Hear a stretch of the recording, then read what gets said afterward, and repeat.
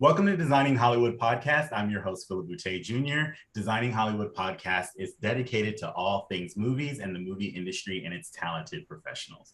Our guest today is a two-time Emmy-nominated, three-time Costume Designers Guild Award nominated, and daytime Emmy award-winning costume designer that is based in Los Angeles and Vancouver. She is best known for her brilliant and unique style eye, which she uses to develop inspiring images of modern-day independent women and men, as well as fantastical characters taken from the pages of a book to binge-worthy series. She is best known for her designs in LEMONY, SNICKET'S, A Series of Unfortunate Events, one of my favorites, SNOWPIERCER, Altered Carbon Season 2, BABY-SITTE'S Club, Beautiful Boy, and she's currently working on the upcoming Apple original film Swan Song and the highly anticipated series The Last of Us for HBO. Shout out to Gabrielle Luna, I see you. When bringing characters to life off the page, Cynthia is inspired by individual unique persona to create a cohesive look that resonates for each character. Without further ado, it is my pleasure to introduce the groundbreaking costume designer Cynthia Summers to the Designing Hollywood podcast show. Welcome. She's like speechless. You do all that. That's amazing. That's so great. One thing that we have to say about Cynthia is she's the sweetest person ever, very humble, never talks about herself. So I'm going to do it for her and embarrass her to no end to make sure that she knows how awesome she is. Thank you for joining us. So good to be here. Thank you so much. And I'm so glad we're talking because have we ever actually met in person? No. No. Other things where we've talked and chatted, and of course I know your work so well, and yes, and so I'm just really excited to be talking to you. Same here. It's like the first full time one day in person when we get out of this craziness. Oh yes. So happy. At Designing Hollywood, we always have a thing where basically I start with the boring questions first, but they're actually kind of fun depending on who you ask, like in terms of the backstories, because we all have a different one. So tell us, what's the moment where you were like, this is what I want to do, or what was your aha moment for being a costume designer? Oh, well, a very long time ago.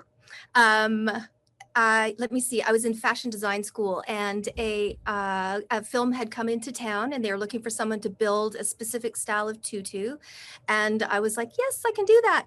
And so I did that. I went to the set. I was starstruck. I was everything. I went to base camp, and all the trailers are all parked in a circle and everything's happening, and there's vans driving and things happening. And I got to go into the actor's trailer to measure them all up and then go away and then build this tutu and have the fittings and everything. I mean, the whole thing was just so foreign to anything I knew, and just really kind of exciting. And it felt like the right rhythm for me. It felt like, it's craziness and everything happens so fast, but the creativity in the moment of everything is pretty much what caught me. I would say that's what caught me.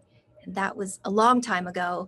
And I've just, I've been doing it ever since, basically. So, yeah. So it's one of those jobs that once it caught you, you've just been going straight forward. Yeah, I mean, I was doing theater and dance. I was a dancer before I did this, and then I became a mom, and life just was happening. And so I went back to school because I thought I needed to.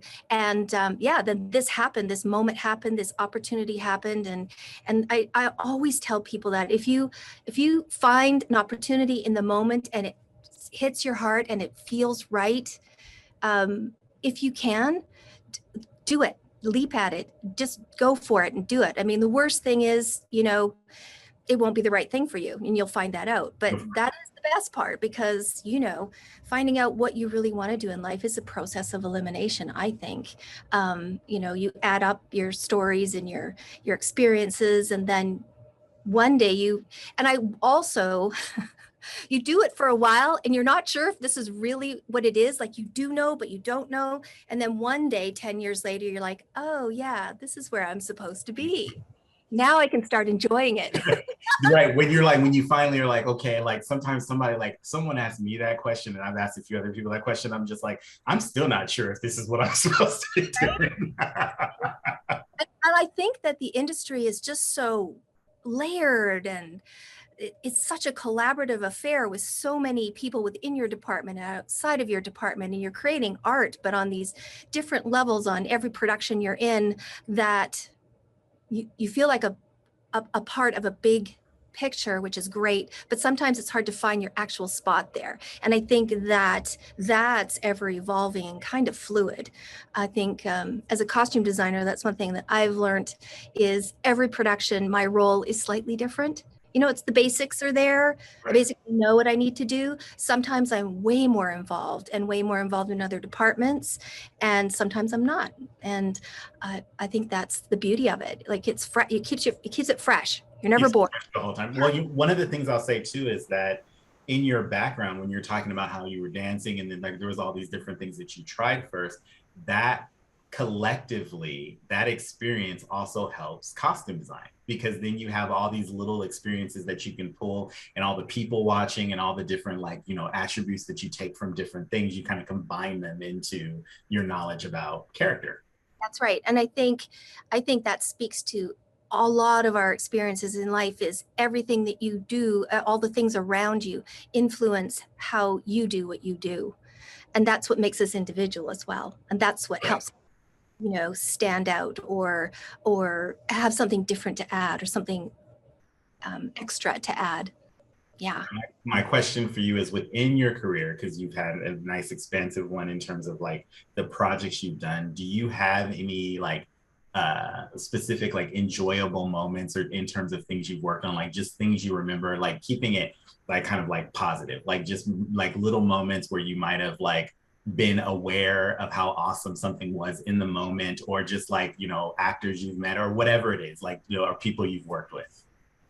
Yeah, I mean, so many of my great experiences that are still super fresh for me today are experiences I had on Lemony Snicket. And I think that, I mean, I went from doing Girlfriend's Guide to Divorce, which was a total fashion show, was amazing, to Unreal, which was also fashion inspired, to, okay, come and work in this completely fantastical world that has no, you know, timeline, definitive timelines. It's all fantasy. Just come and do this. I was like, oh, yes. Sure. Yeah. Dream job. Why not? Yeah. And then of course that, the whatever time that is, for me, it's usually about 3 weeks before I actually start. It's like, I don't know if I can do it. And then that moment is like, okay, yes, you can do it. And then you get into it, and then you have to do it. Like there's no turning back now. So you find your way. And right at the beginning of season 1, for actor availability and just for setting up the season of Neil Patrick Harris's character, he had a disguise for every episode we did. So we had to do the disguise, all of the disguises for each of the episodes before we went to camera. So we started those, I think, 3 months before we actually went to camera. So that's great in theory. So you do your illustrations, you do concept work, you do everything. Wait, and who did you have for your concept artists? I had Keith Lau. Yes. I just wanted to give a shout out to Keith. Awesome. And Keith has been with me ever since, not just me, but largely been my number one guy, and has won many awards in the meantime as well. So hey, Keith.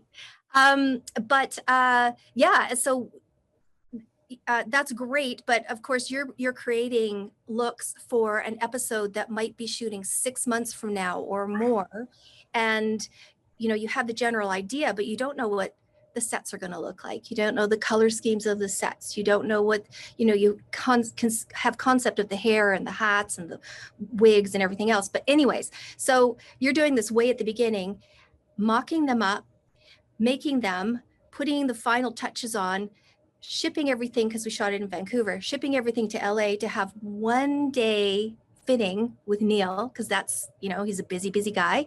And then, first time working with Barry Sonnenfeld, everything else, a lot of pressure.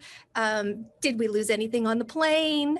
Everything. So something gets stuck in customs. Yeah. We've got like everything you could think of. Yes, don't bring the props across the border. That's what I have to say about that. Hold your That'll hold everything up for sure.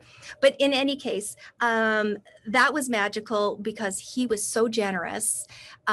He's also very particular, but he saw all the artwork before, so he knew what was coming, which was great. So he's really, really involved. Then when we got back to Vancouver a month later, or he did 2 months later,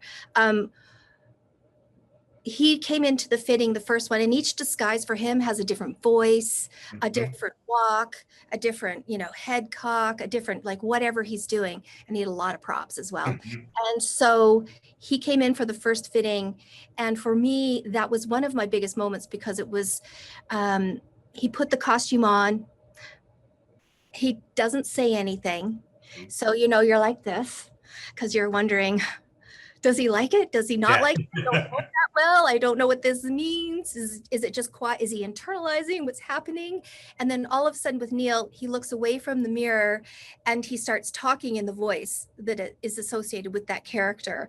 And then he sort of, moves and strikes a pose. And then he'll walk around the room with the movement. He just brought the whole thing to life. And it's like, that may be the first time where I've actually seen something that we have created from picking the fabric, dyeing it, like really from the basic, and having it literally come to life on the character. Right in front of you. Yeah. I mean, I cried, I giggled. I giggle when I get nervous. I also do this gymnastics move, but whatever. And when I get nervous, and then we just kind of interacted, but he interacted a little bit method. He interacted as the character. It was just like, and it was the best. And I had 3 other people in the room with me, including Keith. That's incredible. See, and that's something that we don't get to do it often, but I will say that the fittings that I've gotten to go to, or when I've been involved in that process, it really is a magical process. And I think that in itself, watching costume designers in general, it feels like there's such a magic, that probably could be one of the favorite parts, is watching that one moment that happens, or getting to the end of a fitting. If you're doing a film and you had you have a bigger actor and they're limited on time, so you have to do your entire fitting, to see even to watch the rack of clothes and to see the progression of their character through it's this feeling you can't really explain. It's very cool. It's pretty amazing. And it's you're building a relationship in the moment. Correct. And doing a series, you're building a relationship with this actor for a year, perhaps, or 6 months, depending on how long you're shooting. So it's critical. That's your one moment as a designer to connect. It really is. And if you don't, you've got a lot of backpedaling and work. And it feels like it just I always related to what's it called, the I Love Lucy episode with the conveyor belt. It's if you don't nail it, it's gonna just keep piling up throughout the entire thing. Totally. So yeah, so that's probably, there's many, many more. Oh, Lucy Punch and her costumes on Lemony Snicket as well. Holy smokes. And even smaller, not smaller, but more contemporary, designing, it's the same effect. It's a little different process because we're not always starting from fabric or dyeing and things like that, but it's still the same process at the end. And, you're hoping to achieve the same outcome, the same relationship, the same, collaborative relationship and harmonious relationship. So yeah, the song and dance. It's a song and dance. For sure. Definitely. I was in dance when I started because I go no. You love it, right? Please love this. Yeah. No, I think that moment, I love how you described this, because that's kind of the thing that's the most palpable about design too, is seeing the thing that at first, you have an initial either reading, or you read the script, or the director tells you something, and then there's that spark where immediately your mind starts saying, oh, I can see that, or I know what that is. And then to watch it come out, and it's out of your head in there, is such an amazing feeling. I think that the first time that I felt like I understood, and it was the aha moment for me, was with Trish Somerville on Hunger Games, which was, I got a moment where Jennifer Lawrence comes out in this, in her fitting, in the blue Mockingjay dress. And when we did the concept art, we were initially kind of trying to figure it out. And I was kind of creating this like Alexander McQueen type pattern and just really just playing around and really free. And me and Trish are going back and forth and we're trying to figure it out. What I didn't know was that they were actually going to print that pattern directly onto the fabric. So I thought it was going to be conceptual, like this is like this, and then someone else is going to do, but it was the actual pattern. So when she walked out in it, I was so like, I didn't understand. Like I kept looking at it, but I didn't. It was like the moment where you start to realize like, oh, the clothes you buy in the store, someone designed those. They're not just like living there. Or like when you see like farmers grow food and you realize like, oh, someone grew this. It's not just at the grocery store. I think it was that moment. And I was like, oh, that's cool. You know, it's really cool. And then I was like, okay, this is like, I think we got something here, you know? Yeah, those are the magical moments. We had a moment similar to that for Keith in Lemony Snicket when we did the dress for Melina, who that had the stagecoach print on the bottom. It was a circle dress, like a 1950s circle dress, and he actually had to create the artwork for the continuous print of the chuck wagons on the bottom of her dress. And that's another thing that you guys do that is just amazing to me, because he has to do it and do it in such a way that it can be printed from the fabric printer. So a continuous print is not easy when you need so many chuck wagons and there's 6 horses. If you look really closely at the print, we're missing 2 horses on one of the chuck wagons. The scale of it, I wanted it large, sort of fantastical and oversized. So in order to do that, we had to, 2 of them have 4 horses each and one of them has 2. So, but yeah. So, yeah. I mean, that's very little Easter eggs. I don't know if anyone's ever noticed that. So that's something I think now you guys can go back. You guys can go back and try and figure it out now. Like go back and watch and see if you can see it. Find the chuck wagon with 2 horses. I was gonna say, what if do you have any other moments that are like that, like things that didn't quite work out that are just like they're there, or something, maybe something that's special to you in a costume where you did it because it made sense for you to figure out the creative, but then it's not something that's explained? Like it's just something that was very special for you to make sure it was there. Yeah. Gosh, like an Easter egg almost. There's a lot. I mean, I think when we were designing on Altered Carbon, when we were designing the Wedge, who are the military faction in season 2, in season 1, and did those amazing Praetorians. They were awesome. Praetorians. Yeah, and they still existed in season 2, but we're on a different planet, different people, different military, and they were described as basically all of their armor is internal. They are super soldiers. They don't really need external armor.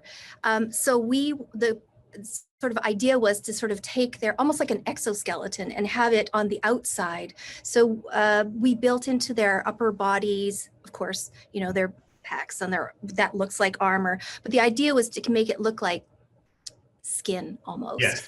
But on the back, yeah, like a second skin. Yes, exactly. And that had to go down their arms and their hands, and everything was built in. Their knives were built into their arms, and the legs as well. And the backs have a skeletal piece that goes up their back. It also had to look like it fit in.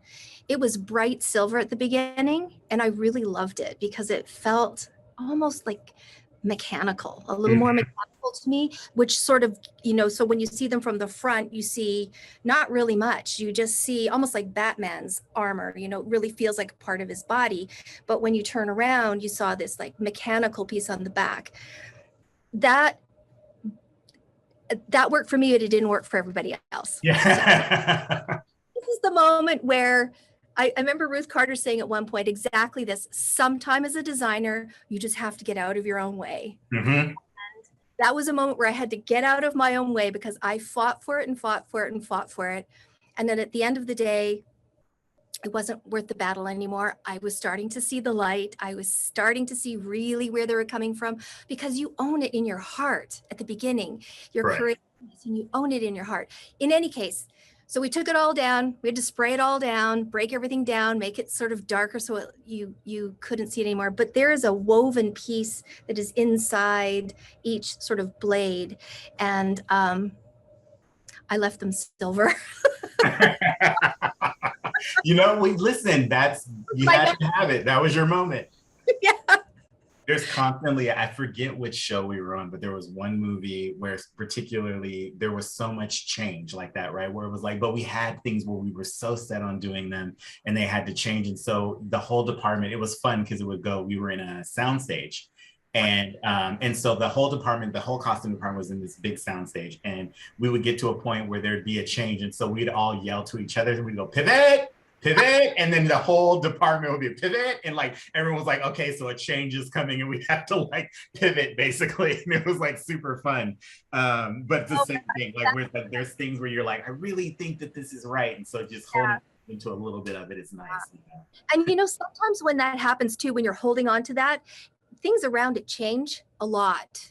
And what you're holding on to is kind of, it doesn't work. It's not going to work anymore. Everything around is too different from the original concept. So time to let it go. Just let it go, be done, move on. Yes. One of the best advices that I got earlier on in career from Colleen Atwood was I asked her, like, does she ever worry about making mistakes? Or does she ever worry about people not liking something, or just because she designs so much? And I asked this question to everyone too. She gave me really good advice, which she said, I don't worry, because she's like, you're always going to have that worry, but that's a part of it. So because it's a part of it, she's learned to not worry about it, if that makes sense. Like the inconsistency in it is the consistency. It's like that type of thing. It's like a circle. But she also said, I know that I'll get to design something else. So she's like, maybe this is a hit, maybe this is a miss, but we just keep going. Do you have a thought process in terms of like when you like things you feel like were hits or misses, or like, are you concerned, or like, what's your thoughts on that? I agree with her wholeheartedly. And I think that's something you develop as your career goes on as well. I know as a young designer, almost everything feels critical and like it's going to be life-altering if you don't get it right. But also as a young designer, unless you come in just all knowing, and some people do, I suppose I didn't. You're learning as you go along. You're learning to read people. You're learning to work as a team. You're learning what works in front of the camera. Every time you do a show or a movie or a television show, you know, the different styles, the different lighting, everything's going to look different all the time. So there's always room for mistakes. And I don't think they're mistakes. It's like a test. Correct. What they're doing, everybody's trying out what they're doing, and actually Trish Somerville, and one of her was talking about Mank, and she was talking about designing for black and white, and how, you know, the color you think you should be using to get this color of black or this color of white or grays and all the grays in between is not what you think it is. So, you know, there's a big lesson, like that's an overall lesson for everyone involved. So right. I think there's always room for that. And I think that, you know, I feel anxiety over everything I do. Everything. And like you are my people. We are one. 3 weeks before I'm about to start the project, even after I've done all the presentations and I've got the job and all the mood boards and everything's done, I still have a moment where like, I don't think I can do this. I'm not gonna be able to do this. And then you get over it. But, you know, and then depends on who you're working with. Sometimes you click enormously with a director, a producer, or a production designer, and your team. And sometimes you don't. You just don't have that, for whatever reason, that through line. So it's a lot more work. And then sometimes because of that, there's more corners. There's less straight through. There's more corners. So you just have to take it and acknowledge that anxiety and that stress, I think, and just acknowledge it because it's there, and for me, it's part of my drive. So if I just put it aside, then I'm just going to have a nervous breakdown. No, it's like the problem solving of it, and like trying to stay on the horse as long as possible. Yes. And also when you become, more mature in your job, those moments, I think you feel more open to speak. So even speaking and the conversation is, you're trying to navigate the conversation and keep going in the right direction with your director, or the back and forth. And then you establish a rapport where you can be wrong, or not wrong, but you can be different. Correct. Different is good. And maybe it's not, but it's, it's that repartee back and forth. You have to know that that's a creative process. Correct. It's a big part. I think one of the things that students will miss a lot too, or just people that are young in their career, is the creative process is failure. Like, you have to fail, because the failure then gives you the experience for the next time. Like, so like a lot of the way that I communicate now, even with like when you're talking to a producer, a director, or even like my designer, it's based on, I know I can preemptively see something because it happened to me before and I didn't handle it properly. And now I know exactly what it is. I can see it while it's happening or even before. And I'm like, wait, this is what happened. And that's something that the longer you do something, the more that happens. But people get so afraid. It's like they're moving towards this goal where they feel like they have to be perfect. And that's not learning. You're not learning at that point. No. I mean, I think everybody has that. Even when you're, a high school student, you're always like, there's the people who will blurt it out all the time and be fine with that. And there's people that are like, and to be honest with you, I was that kid in school. I was the one that really found it hard to speak up in front of everybody and put my hand up and be really, really like, blah. And that's changed. For the better, see, but it's like, again, you learned. So another question I want to ask is, I think since we're talking about like the just work and like experience, tell me some things that you would impart to the next generation of designers or people that really want to do this as a job. Yeah. So I had on Instagram, I had people will ask me sometimes, how do you get tips? Give me tips. Like, do you have tips? How I'm stuck or blah, blah. And I gave this young lady some advice a while ago. And she recently sent me a really lovely post, which is so nice because, you impart information to people and you don't always hear back. Yeah, right. Hope it works. And, that's helpful and the people gain from it. And in any case, we all need affirmation. So she sent me a really lovely short Instagram message back. And from that, 1 million people have sent me messages to ask me how to get into the industry. So I'm hoping people come here and listen to our conversation, because I think that, I can only talk to so many people at one time, but really, whether you go to, I think you have to go to school. Now these days, when I started, I did not. I went back to school, fashion design school, but I did not take any courses in making film or costuming for film. But I had a background in it. I had a background in theater and dance, and I created costumes in that genre. And then I did go back to school. I know how to sew. I know how to do all of those things. I think they're super important, whether you wind up on a small indie project, which is a really good place to start.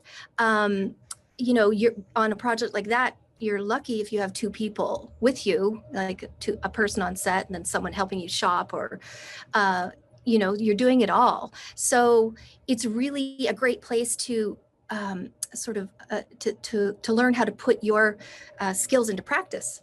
And it's fun. And it's in the moment, and it's nerve-wracking, and it goes by so fast, and then it's done, and then you're just like, whoa, did I just do that? That's the best. Indies are the best. That's how I started. I started indies. After I did that one little thing, doing the tutus, I talked to someone who was in set deck. They gave me the name of a production designer, and I literally very nicely, this was before social media, so it was like via email. Yes. I basically stalked him for a year until he got this indie and said, "Do you want to do it?" And I said, "Yes." I had no idea. It was a long indie. It was a 9-week shoot, which was long for an indie. Yeah. I had 2 people. And I want to say that my set supervisor, Steve, is still with me today. Wonderful.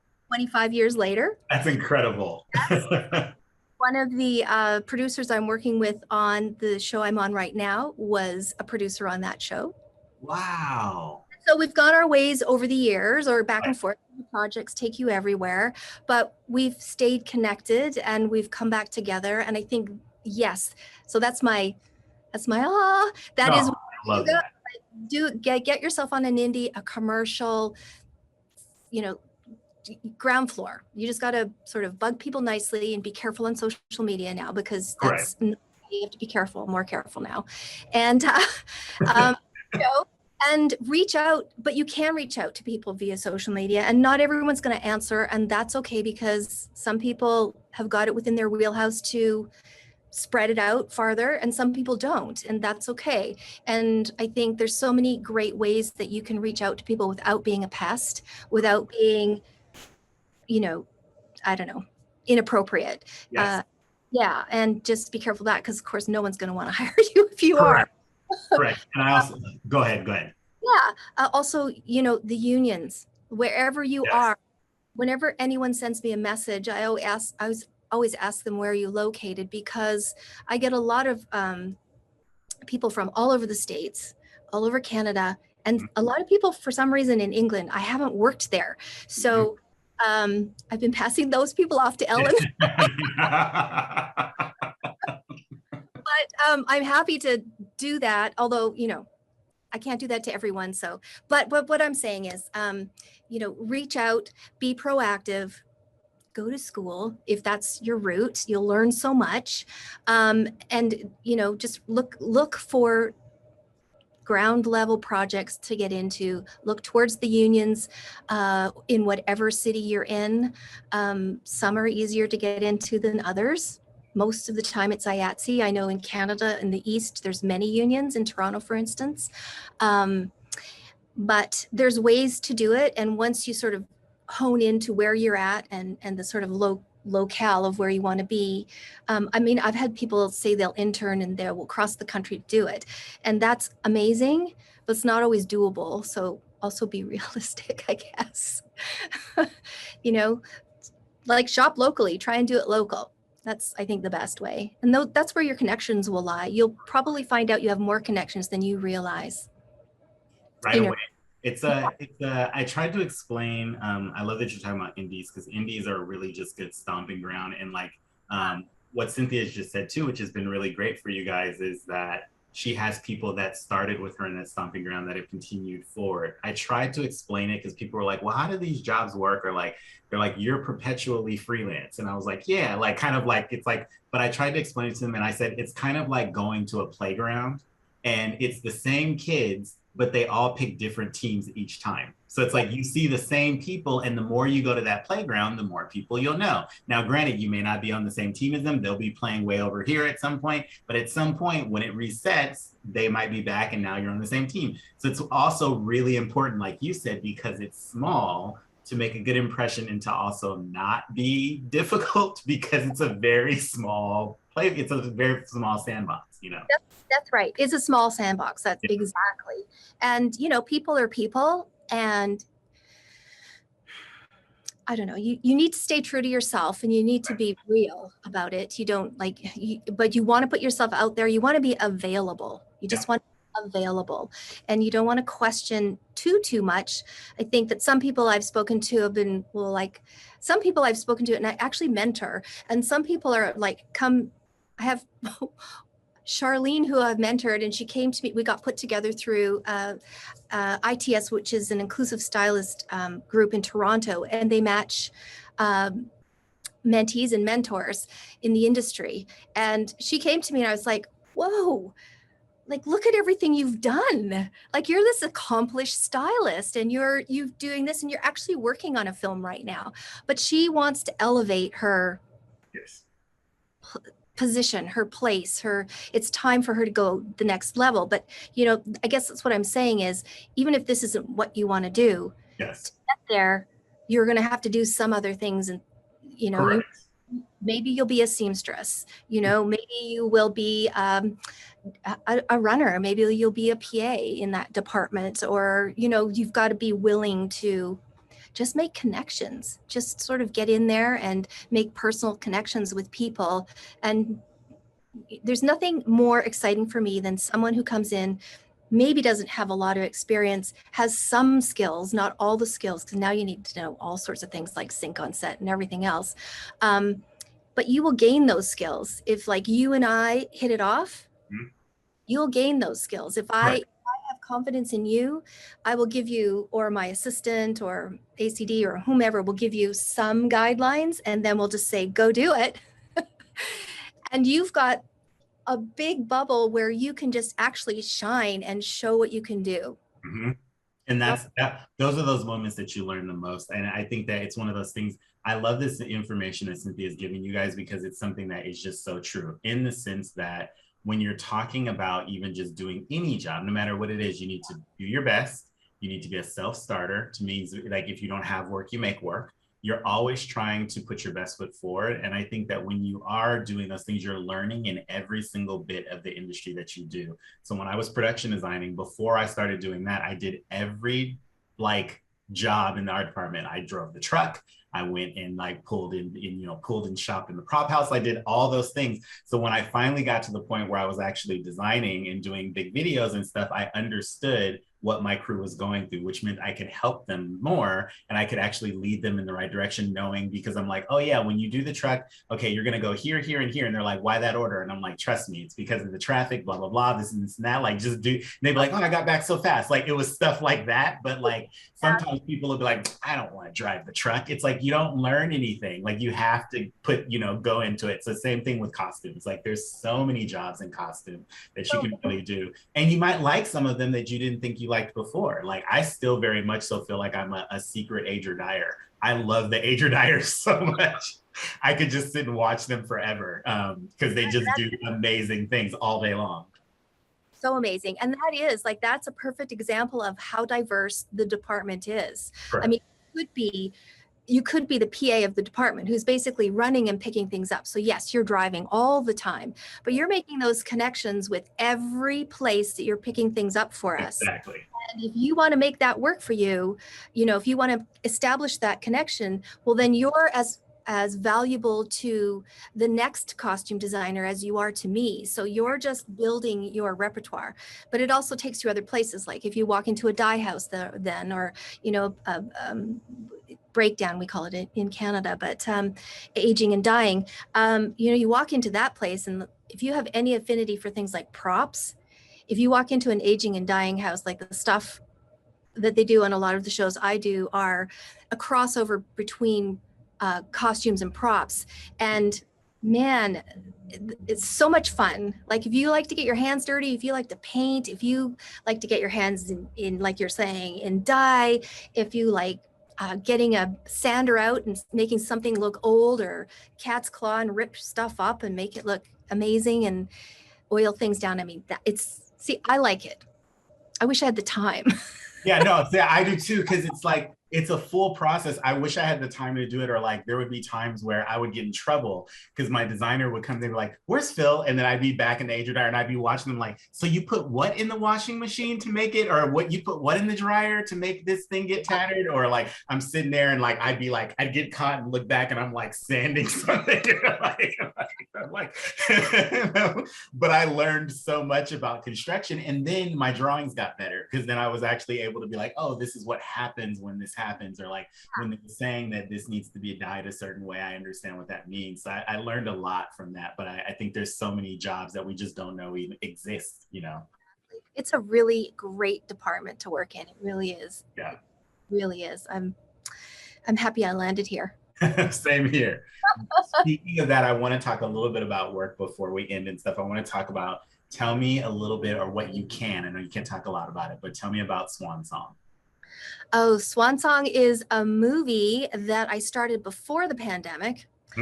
So we started and then we went down and then we came back, which interestingly enough, gave the film a little time. So I think it's going to look a little different than it started out. Way, an amazing cast, a super diverse cast, Mahershala Ali and Glenn Close, and just so many people, so great. I mean, Mahershala is like a god when he walks in. He's just a generous light. He's just amazing, and super invested in his characters. So that's a blessing to me. That was wonderful to work on. And Glenn Close is Glenn Close. I mean, I just was like, she called me. I called her, I'm like, sure, I can just call her. And because usually you go through the management and yeah, just call her. And so I called her, left a message. Hi, it's me. Just trying to get, let's talk about your character.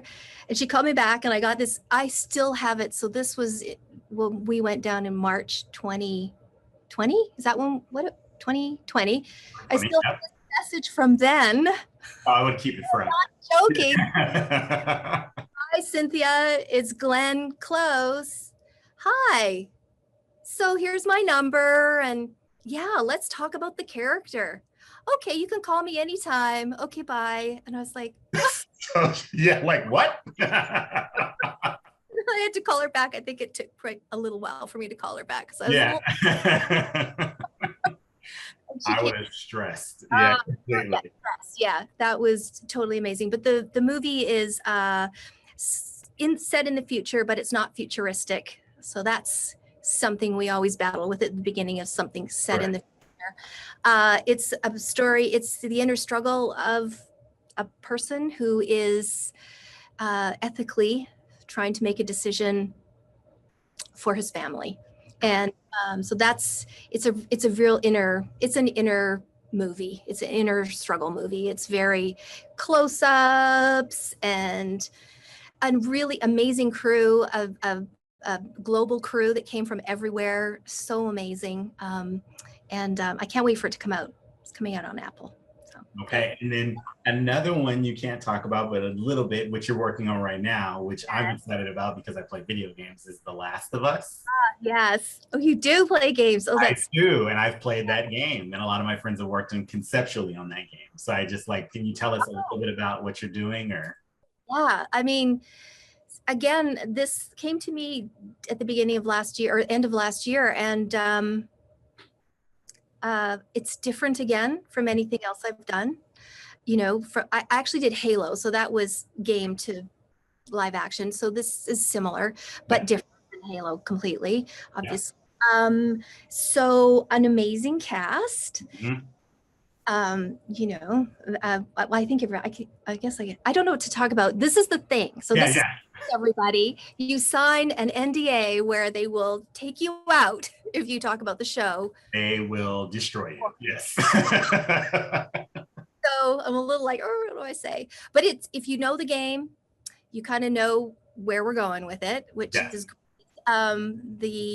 It's going really well. Let's see now.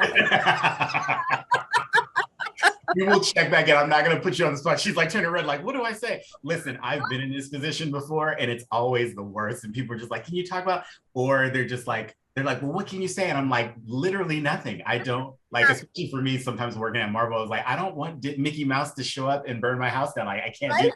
Yeah.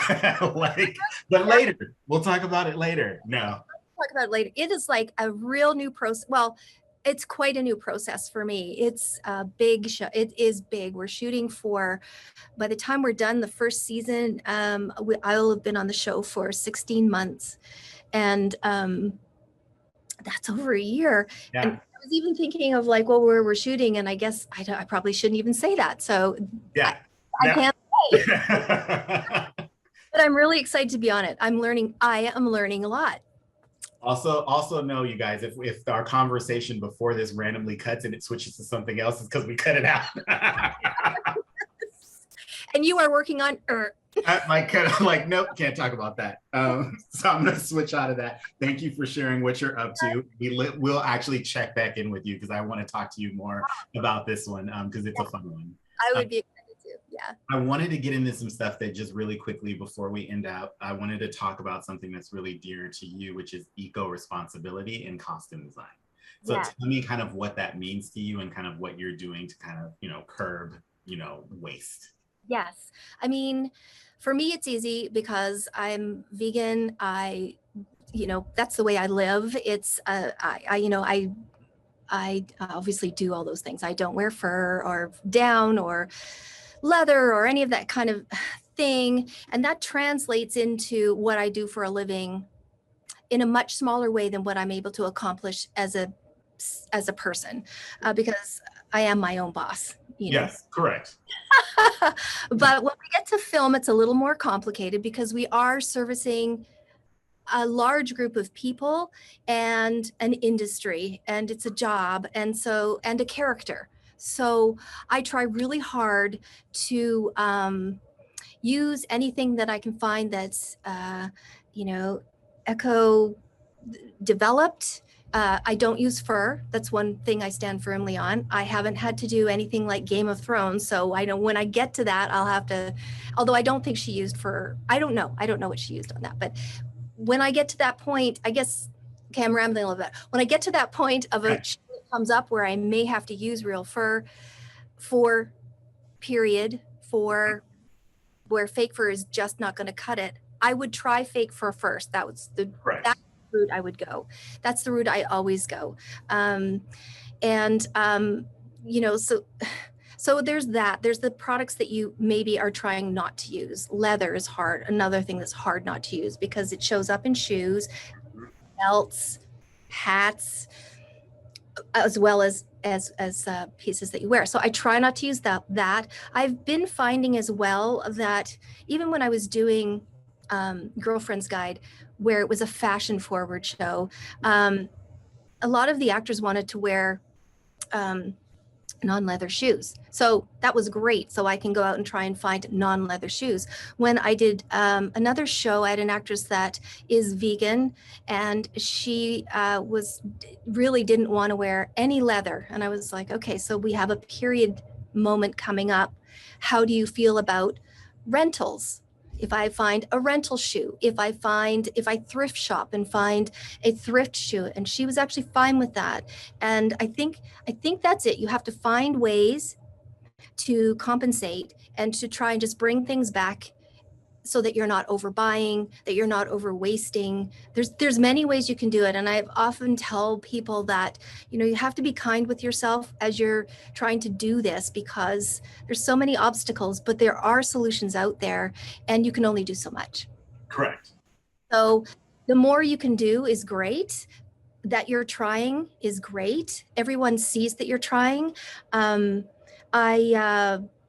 Warm-up gear. So I'm in a place where it's going to be extremely cold. We're talking like 30 below plus wind chill factor on top of that when we are shooting part of this.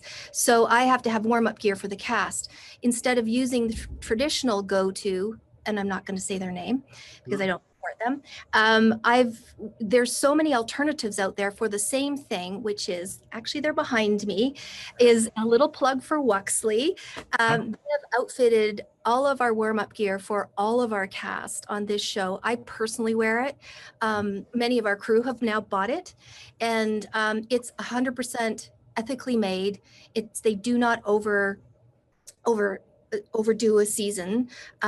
They source everything. There's no animal products in it whatsoever. So there's things like that out there. You can be proactive, even if it's in a smaller way, but I think the smaller ways start to build up.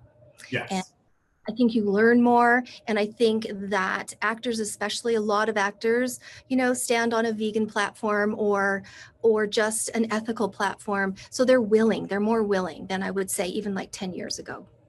I feel very inspired by this. I do. I love it. And it's, I think I'm passionate about it. People have sort of asked me about that before and say, well, how can you call yourself that? And I think it comes down to all of that. You can't be, I personally can vouch for myself, but as far as, working for other people, working for an industry, I do the best I can. And I'm going to keep trying to do, more and be more vocal about things that you can help yourself out with or help your company out with. And I know that there's green movements within the industry, within the unions, especially in places like costume and construction, to recycle any of our products. So, you know, it's out there. We just have to be proactive with it. Don't use plastic bags, people. Yeah, everybody really do your part to try, especially like, I know set has always been a big waster with just the water bottles and all the stuff. And you're just like, hey guys, like really we can find a different way to do this. But I enjoy that you're doing it with clothing as well. I'm dipping my toe in the vegetarian vegan pool. I've been like pretty much having like meatless weeks where I don't eat meat during the week. You know, just because I've been a meat eater my entire life. So I've been trying to do that, but I've found all these really great alternatives.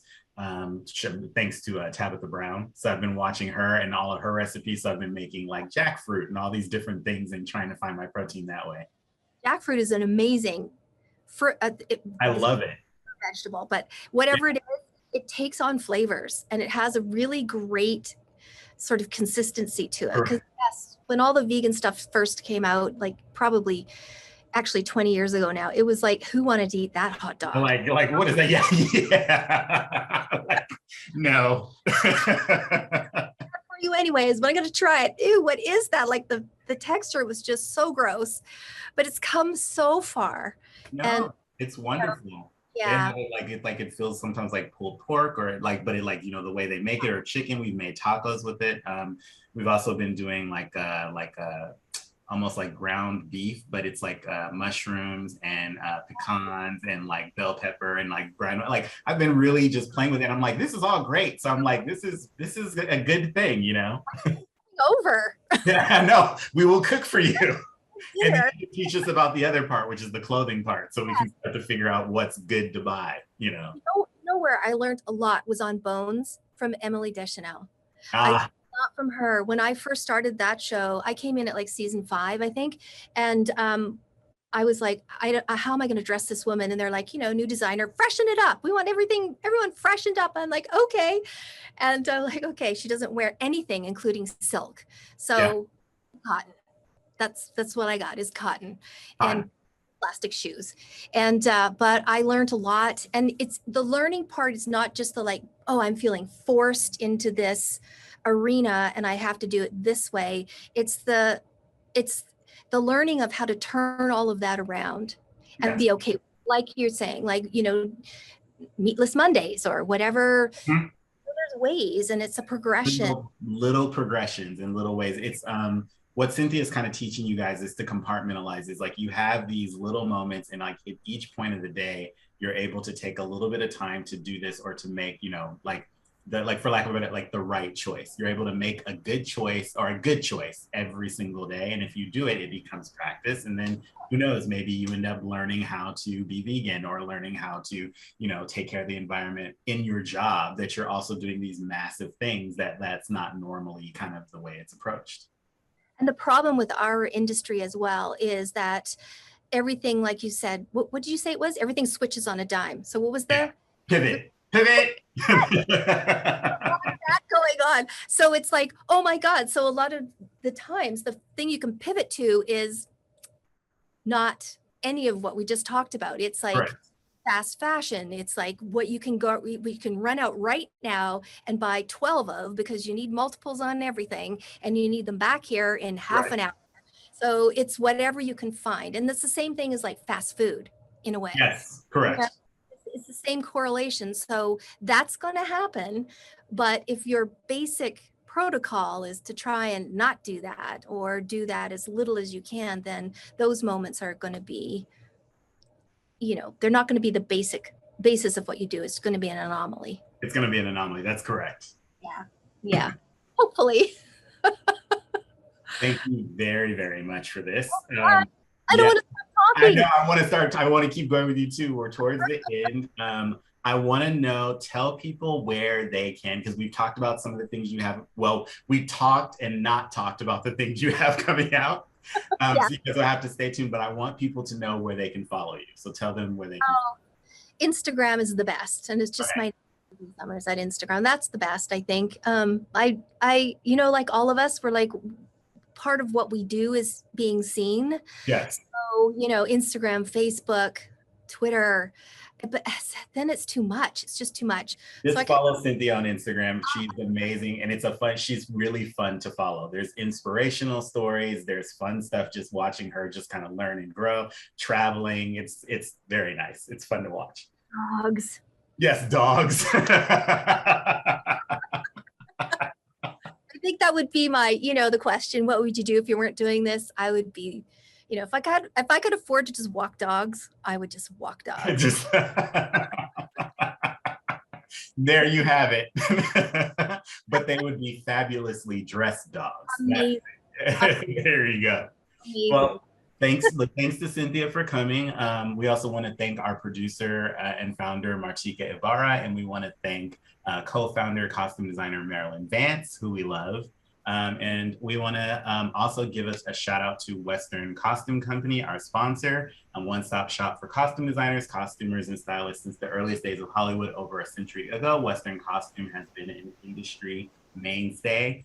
Big shout out to Eddie Marks, love you to death.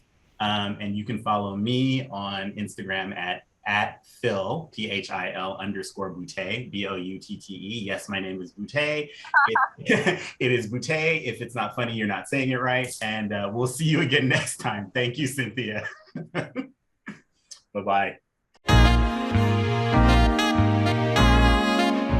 Thank you to our sponsor, Western Costume Company. More than a century old, Western Costume Company is the oldest and largest costume house in America, a one-shop for all your costuming needs. Also, thank you to our viewers. Be sure to follow Designing Hollywood Podcast on social media and subscribe to our podcast on iTunes, Spotify, and YouTube for all of our episodes.